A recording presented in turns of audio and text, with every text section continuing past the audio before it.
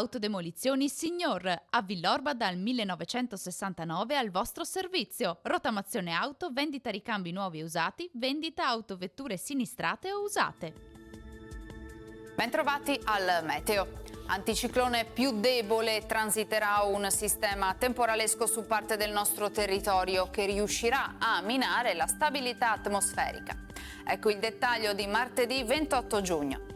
Sul Veneto sarà soleggiato al mattino con cielo poco nuvoloso. Dal pomeriggio più nubi e via via più instabile. Ma quali saranno le zone più a rischio di precipitazioni? Vediamo la grafica.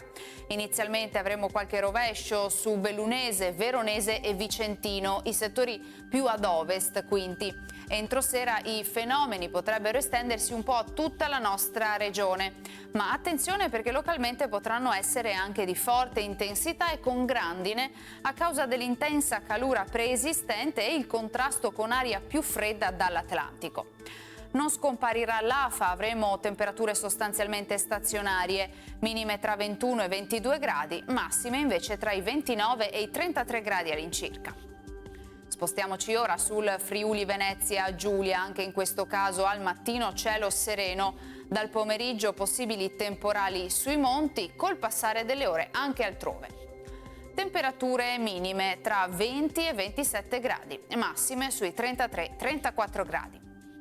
Infine diamo uno sguardo alla situazione del Trentino Alto Adige, dove avremo una maggiore variabilità con acquazzoni piuttosto diffusi, soprattutto nel pomeriggio e durante la serata. Temperature minime intorno ai 16-17 gradi, massime sui 30-32 all'incirca. Dal meteo di Antenna 3 per ora è tutto. Arrivederci al prossimo aggiornamento.